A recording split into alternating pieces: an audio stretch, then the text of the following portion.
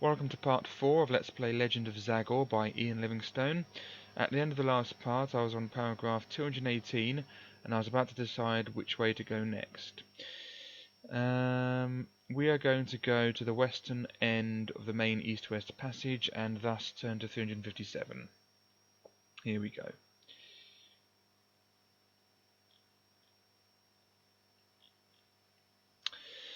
At the end of the long stretch of passage leading westwards, your route turns to the north. There is a door in the west wall at the junction of these passages, and you can feel a distinct sensation of warmth coming from behind it. Along the northern passageway, there are two doors. To your left, some distance along, and at the far end of the passage, facing you, a stout locked door with a grille and cover set into it at eye level. There are a lot of commas there, difficult to read. This last door looks very much like the entrance to a jail block. You are sure that this northern passageway will lead you closer to the goal of your quest, so you follow it. Choose a door to open which you haven't opened before. Will this be the door at the passage junction? Turn to 77. The first door on your left, turn to 225. The second door on your left, turn to 28. Or the door with the grille, turn to 51. We're going to open the door at the passage junction, so turn to 77. Let's go there forthwith, immediately. You force open the door and peer along a tunnel that is lit by the dim glow of distant flames. After some 50 yards, you come to a great chasm which drops into fiery depths below. These are the Heart Fires, a source of great magical energies once used by the king's wizards in Castle Argent. On the far side of the chasm is a broad, low-roofed cavern strewn with boulders. Leading across to that cavern is a frail-looking rope bridge with a wooden platform. Examining it, you see that a metal winch apparatus is used to move the platform, with ropes used to pull the traveller from one side of the chasm to the other. Obviously the rope bridge must be fire resistant or it would not still be here. However, the winch is rusted and seems to be jammed. If you can and wish to use a jump spell to cross here, turn to 295. Alternatively, you could oil the winch using lantern oil so that the platform could be used to ferry you across. If you do this, but you have no spare lantern oil, you will not be able to use your lantern in dark areas unless you get some more oil to replenish it. If you want to do this, turn to 295. If you want to take a run up and make a heroic leap across the chasm, which is some 6 yards wide at its narrowest point, turn to 136. If you decide not to cross the chasm, turn to 357 to explore elsewhere. Okay, now let's have a look at this. Okay, we have 1 flask of lantern oil, so let's use that, and then we don't have to use the lantern oil in our lantern, so we can keep our lantern for later. Okay, so we're going to turn to 295 to use the lantern oil.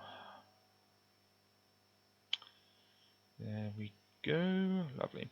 Searching through the cavern, you must eat a meal. Okay, let's do that now. Okay, so that puts us down to 7 provisions. Lovely. Well, they're not lovely, it's pretty annoying, but never mind. Eventually you find a passageway hidden behind a large boulder that you push aside with much grunting and sweating at the exertion. The passage is dark, and if you do not have a lantern or a light spell by which to see, you will stumble and fall, losing 2 stamina points. You must also subtract 2 from your attack strength in any combats here, until you return across the rope bridge. Peering along the winding and twisting tunnel, you see a single side passage to your right, and some yards further along, the passage terminates in another smaller cavern, where you think you can see a faint gleam of gold.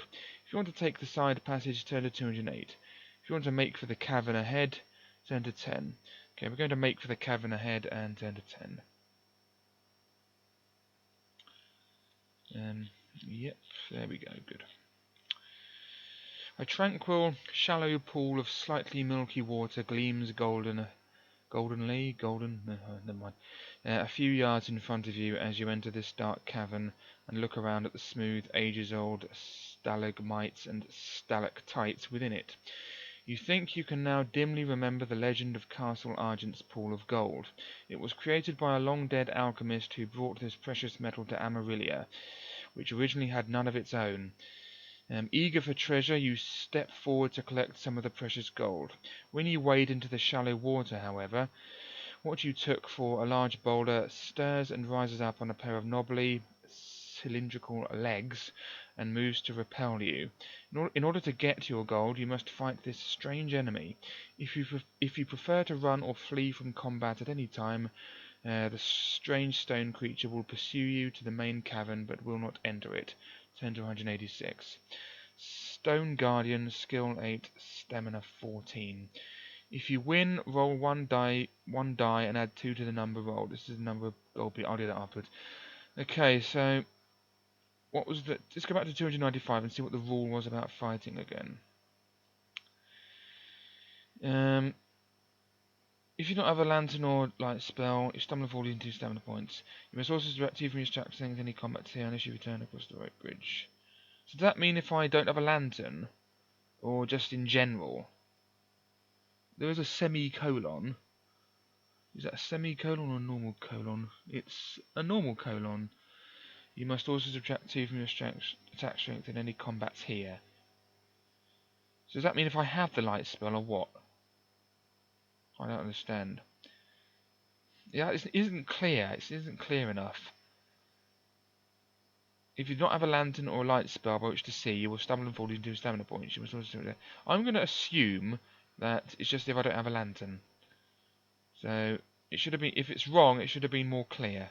So I'm going to fight this without the -2 because it's annoying anyway, and because it's their fault for not being clear. Assuming I'm wrong, but I don't think I am. So Stone Guardian.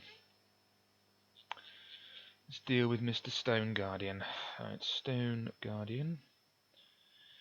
814.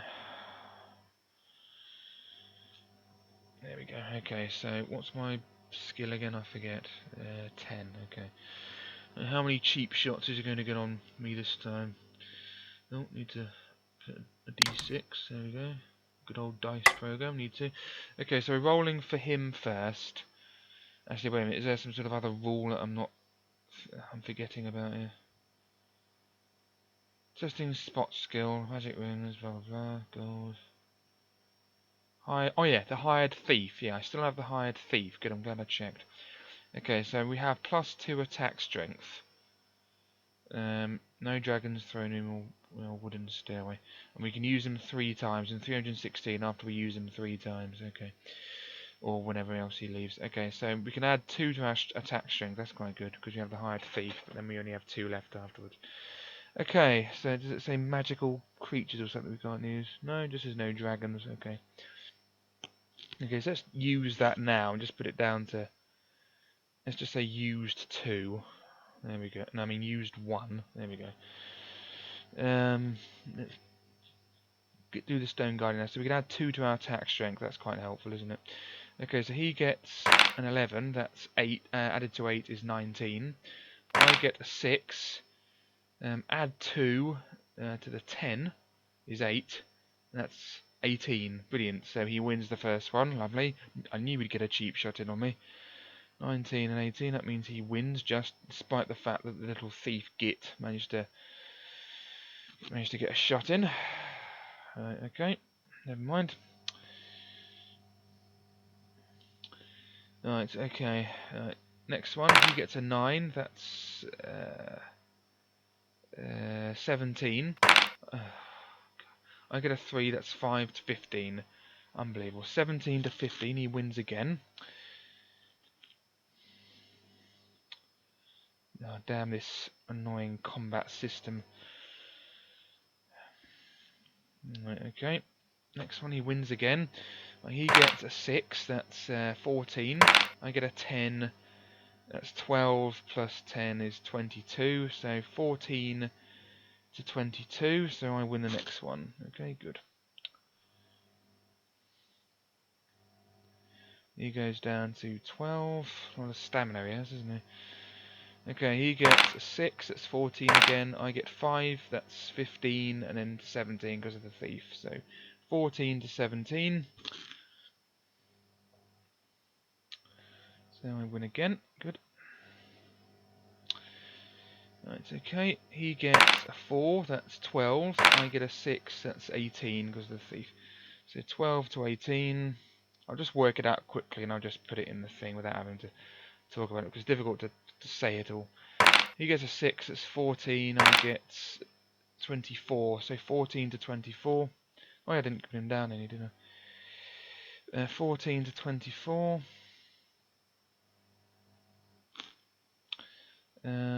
Actually, wait a minute. Yeah, that was right. 14, 24, and then 6. I didn't want to take off more health than I deserved there. Anyway, so he gets a 2, that's 10. I get 20, so 10 to 20. See, now he's taking punishment. Now he's taking punishment. Down to 4 now. Nearly done. He gets an 8, that is 16. I get a 10, that's 22. So 16 to 22. He gets a 2. Down to 2 rather, and he gets a 5, that's 13, I get 20, so 13 to 20. Remember, I'm counting the thief as well, so I've used the thief once with his little dagger or whatever, and that is the end of Mr. Stone Guardian. He is finished now, so that's that. End of a fight. I'll use a couple of provisions. Remember, it didn't say I couldn't use 2 at once, so I'll use 2. That will put me back to 20 stamina. Lovely jubbly. Okay, although I'm down to 5 now. Get rid of the buzzing, because it's annoying, and then we are done. Okay, if you win, roll 1 die and add 2 to the number rolled. This is the number of gold, small chunks of gold, each equivalent to 1 gold piece, which you scavenge from the pool of gold. You also find a crystal vial. Oh, I'll do this first. Okay, roll 1 die and add 2. Perfect, first time, and add 2, that's 8. Good. That's 8 bits of gold, didn't have to cheat there. Alright, so that's 8 gold more, so we're up to 20 gold now, not including the 3 gold tapestry worth 4 gold because I haven't found anyone to whom to sell it. Okay, so it's 20 gold now I have, it's quite good. Okay, you also find a crystal vial holding a colourless oil. You may use this for 1 combat only if you do not have a magic weapon. Some monsters can be struck only by enchanted weaponry. If you pour the oil over your weapon, it will make your weapon magical for the duration of a single combat, but you gain no bonus to your attack strength for this. Now you can explore this side, blah blah blah. Okay, so we get magic oil.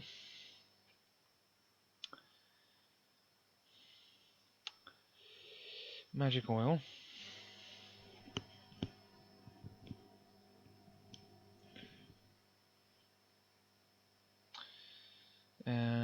Yeah, magic oil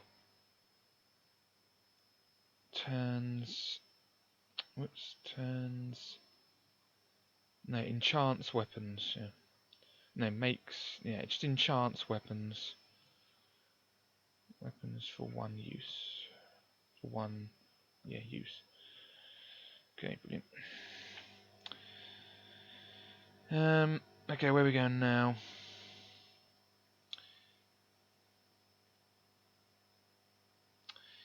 We're going to explore the side passage on the way out. If you haven't done so before, so 10 to 208. Here we go.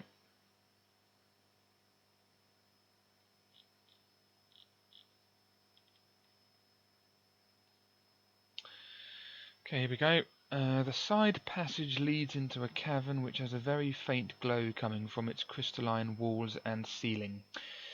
Sharp, angular stalactites hang like chandeliers in the warm air. There is a distinctive aura of magic about this place, and, as you creep cautiously forward, a blue triangle of glowing energy appears in mid-air, blocking the entrance. If you are Salazar, you can use 1 magic point to dispel this trap if you so choose, turn to 40, but ignore the instructions regarding stamina loss. Otherwise, it needs no special magical ability to realize this must be a trap that has been activated by your approach. If you decide to walk through it and suffer its effects, turn to 40. If you don't want to take this risk, you can either make for the cavern further along, if you haven't already done it, turn to 10, or return to the main cavern where you entered, turn to 186. Okay, we're going to walk through it and suffer its effects. So turn to 40. Not going to waste any magic on it. Okay, here we go. As you walk into the triangle, tendrils of magical force reach into your body, chilling and numbing you. Lose 5 stamina points. Okay. So down to 15 now. There is a sudden scream from the back of the cavern, and materializing before your eyes is the ghostly form of a wizard. Torment written large across his face, and flickering flames dancing at his fingertips. If you want to attack him, turn to 114. If you want to talk and you think you know his name, convert his name to a number using the code A equals 1, B equals 2, C equals 3, etc. Add together the numbers corresponding to the letters in his name, double the total, then turn to the paragraph with that number. If a name is not the second word in that paragraph you have guessed wrongly, return to this paragraph and choose another action. If you want to try to bribe him in some way not to attack you, turn to 371. If you want to flee, turn to 335. Okay. We think we know his name. And his name is... Fiddle-dee-dee. Did we write down his name at some point? Hold on a sec, let me just search, because I think we did write down his name. Yes, there it is. Right. Yeah, Remstar. Beyond the Heart Fires. Okay, so his name is Remstar, as I guessed. And I knew I wrote it down. I know he said writ there. It's wrote, anyway. Yeah, so we're going to convert his name to numbers, and then we're going to add them together, and then double it, and then turn to that paragraph. Okay, so let's work this out, not in my head, because I can't be bothered. Okay, so we have R. What letter is R? I know that N is 14, so O is 15, P is 16, Q is 17, and R is 18. So 18 plus... okay, E is 5, that's easy. M is obviously 13, because N is 14. I always remember N is 14, so that's 13. Plus S, well, R was 18, so S must be 19. T, well, again, same logic, so that must be 20. A is 1, obviously, and R again is 18, not 19. Add them together, 18, 5 is 23, 23 plus 13 is 36, 36 plus 19 is 55, yep. 55 plus 20 is 75, 76, and then finally 86, 94. 94 times 2, I'll just put equals. 94 times 2 is equal to 188. So that's the paragraph we need. And that is that. Okay, so 188 we need. Let's see if we're right. If we're not, we'll just have to try again. Yes, yes, it is right. Perfect. Wizard Remstar, I come in peace, is all you can think of to say. The ghost wavers, unsure what it should do next. I'm not here to disturb you or to fight. I have come to deal with the evil inside this castle. For a second the ghost looks infinitely sad, as if tormented beyond despair. Then it whispers, "Free me from this torment. The demon made me its servant. I was tortured in the terrible dungeons by the monster Mungus, and put to a terrible death. I am condemned to wander here forever, unless some soul will free me. If you want to free Remstar from his torment, you must give up 1 magic point or 1 point of skill, stamina, or luck from your current and initial score. By giving something of your life force, the ghost can be freed and regain peace. If you are willing to do this, turn to 57. If you are not, the ghost will be angered by your refusal, and you must find it. Turn to 114.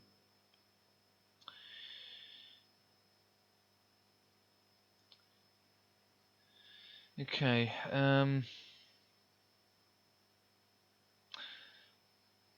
So we're going to give up an initial point and a point from our magic score. So let's do that now. It's pretty annoying, but that's what we're going to do. So magic points. So we're going to give up 1 for our initial, and so it puts it down to 3, and I'll put 3, and the initial is now 6. So I will put. How should I do this? I'll go down on a new line, start there, and now put 6 and 3. You know, new. I'll put new magic. Yeah, new magic. I'll put it in capitals. New magic. No, magic. I'll put magic. There we go. There we go. New magic is now that. There we go. So yes, our new initial is now 6, and our magic score now is now 3, because we've taken one from our initial and from our magic score. Okay.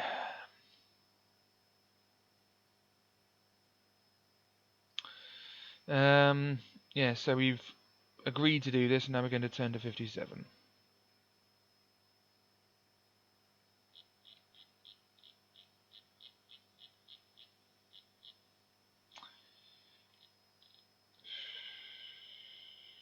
There we go. Remstar's shade slowly dissipates with a great sigh of peace as the wizard is released from years of wretched confinement. Searching the strange cavern, you find a tower chest and, in a leather pouch, 5 gold pieces. Oh yeah, so let's take the leather pouch, 5 gold pieces. So let's do that and put it up to 25. There we go. Oops, didn't need the extra space. And how do we do the old tower chests again? 57 we're on. I have to look it up again. I forget. Tower chest. Okay, test your luck. Lucky, blah blah blah. Roll 1 die, or I can use an open spell, but I have to test my luck. Roll 1 die, old number, gold, even, silver dagger. Oh yeah, I remember that. Let's do that now. Okay, so first of all we have to test our luck. Luck is now 5, so don't want to use a magic point. So we have to roll 2 dice, and it has to be less than or equal to 5. Okay. Brilliant, that failed. So we were unlucky, and we have to lose 3 stamina points. So we've used a magic point, and we've lost. Well, used a luck point and lost 3 stamina points. So it's down to 12 now. So that's that done. Unlucky. Scything blade, 3 points stamina. Okay, so that's that done. And now we have to do roll 1 die and odd or even. Okay, it's an odd one, so we get 5, which is odd. So what do we get if it's odd? Odd number, golden talisman. Okay, we now have a golden talisman. So we have 1 golden talisman now. And that's that done. I'll use another provisions just in some more provisions just in case. There we go.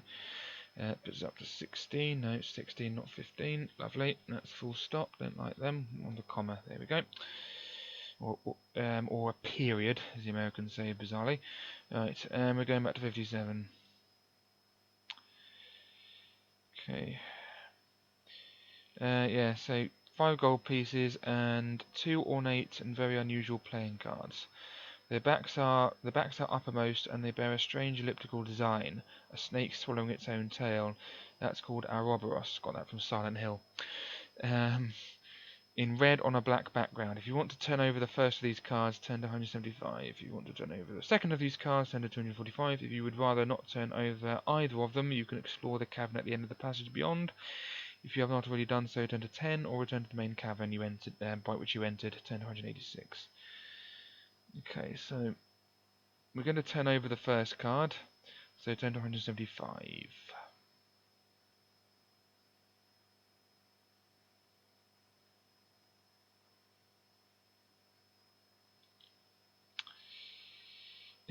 Okay, here we go.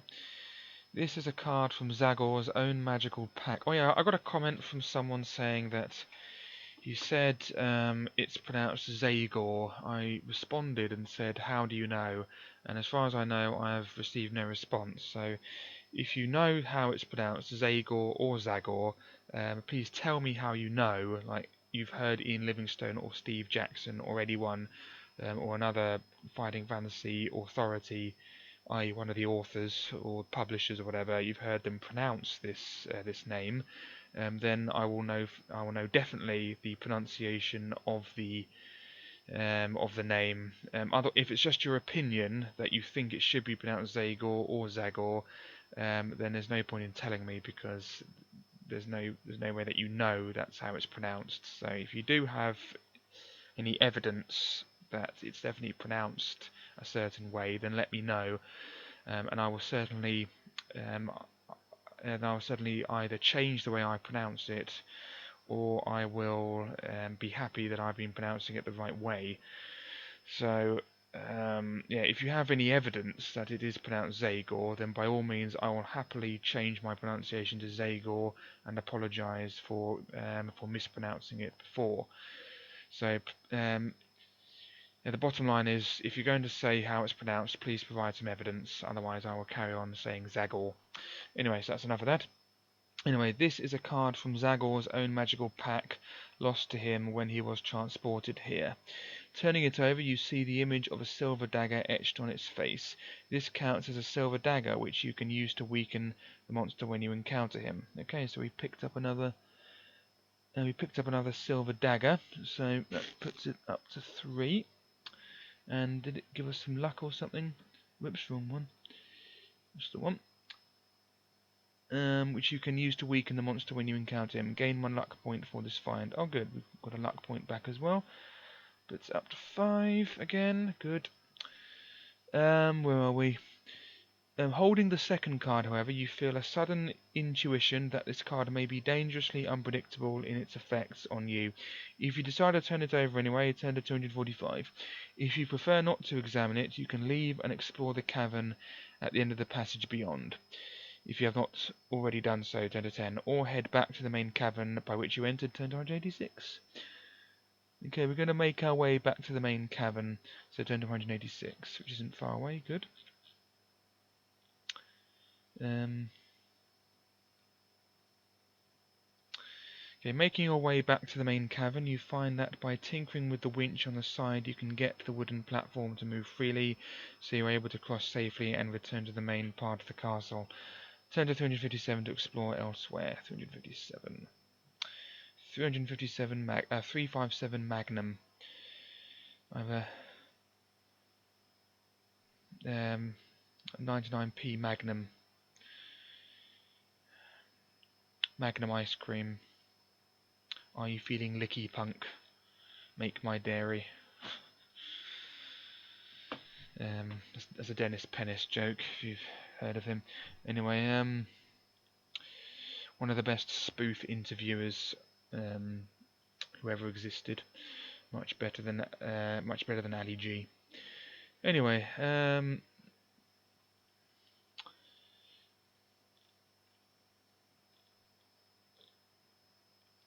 are we going now?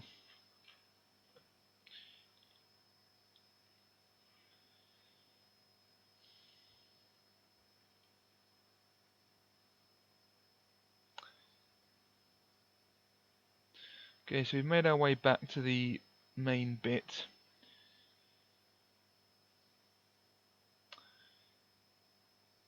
Okay, we're actually going to go back to 194 so that we can go and buy more stuff from the merchant, because remember that we haven't changed floor or whatever, so we're going to go to 194. Remember that we're on 357. Okay, we're going to check the merchant's extra special items. So we're going to go to 16. Let's do that now. Okay, the merchant has 4 magic arrows which cost 1 gold piece each. Each can be used just once and counts the same as an arrow or bolt fired from a longbow or crossbow. He also has 2 unique and very useful items. The first is a small sealed blue-white crystal vial with a pinch of grave dust inside it. If you use this in combat by shattering the vial and flinging the dust over an undead creature, you can automatically inflict damage equal to half its current stamina. You will be told when you encounter a monster which is undead. This vial costs 8 gold pieces. The merchant also has a genie bottle from which you can summon a genie just once during a combat. The genie will use magic to paralyze your enemy, allowing you to overcome him automatically. This will not affect any undead creatures, however, or any dragon, golem, or animated armor, or Zagor himself. The genie bottle costs 10 gold pieces. These items are indeed expensive, so the merchant offers you a form of part exchange. He has some magic artifacts of his own that need recharging, so for each magic point you are prepared to spend helping him with this, he will knock 1 gold piece off the price of one of his goods. If you buy any of his items, remember to amend your adventure sheet accordingly. If you want to buy anything else from the merchant, turn to 168. If you want to leave and search elsewhere, turn to 218. Okay, so we're going to take the grave dust. So we're going to take that. So it's 8 gold pieces. So that will take us down to 17. So let's put grave dust on our thing. Grave dust halves. Oh, whoops. Halves stamina of non-undead creature. Oh no, of undead creature. Yeah, of undead creature. So halves that.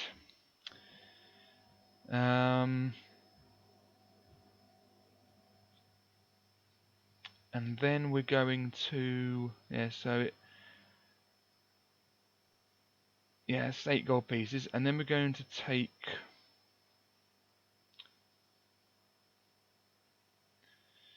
and we've already taken the 8 gold the green key, haven't we? The green pendant key. So we've already done that. So we don't need to buy any more. And now we're going to leave and search elsewhere. So turn to 218. Yeah, so we already have the green pendant key. So now we have the grave dust, which is quite nice. Okay, so we're going to go to the western end of the main east-west passage again. So turn back to 357. Yeah, a little bit non-linear this, I don't like it, but it's just how it is. That's Ian Livingstone for you. Okay, and now we're back here again, which you've already read. We're now going to open the door with the grill, so now we're going to turn to 51.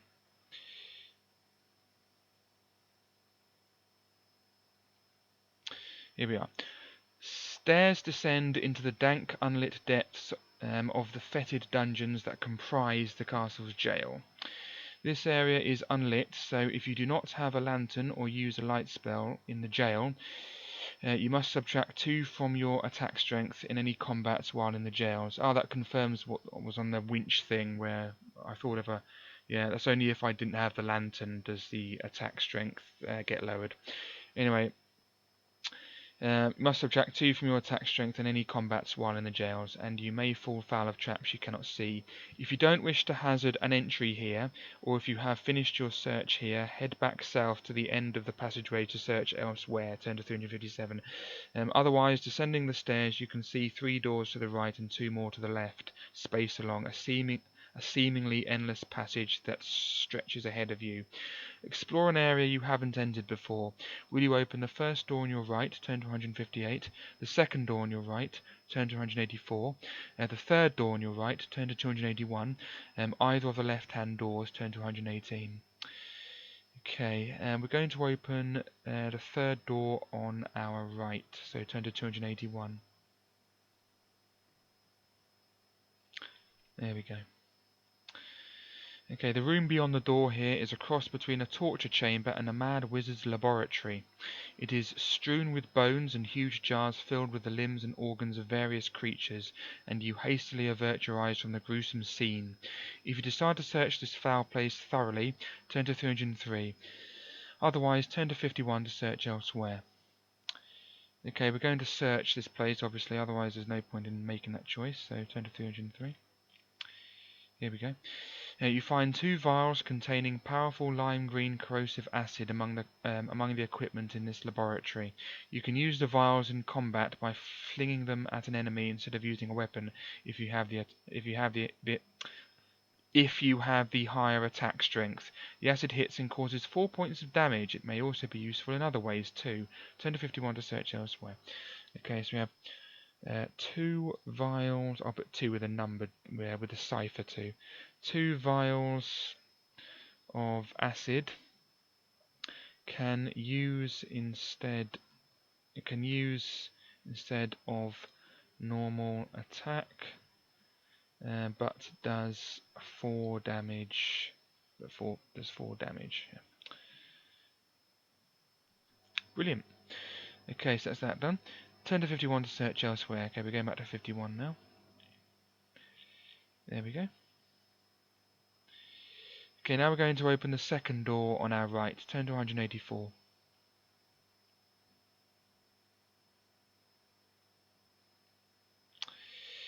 The door has a huge brass plaque bearing the forbidding name Mungus. The door is locked here. If you use an open spell, or if you have a thief hireling with you, you can open it. If you have a lockpick, you can test your skill, and if you are successful, you can open this door. If you fail, the door remains stubbornly locked.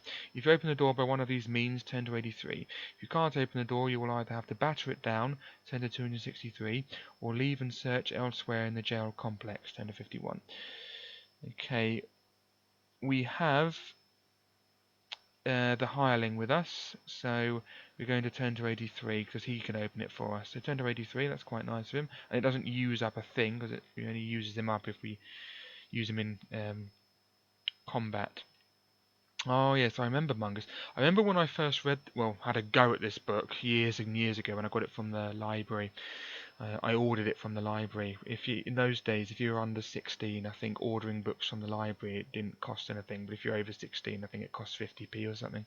I ordered this from the library using the very old computer system they had.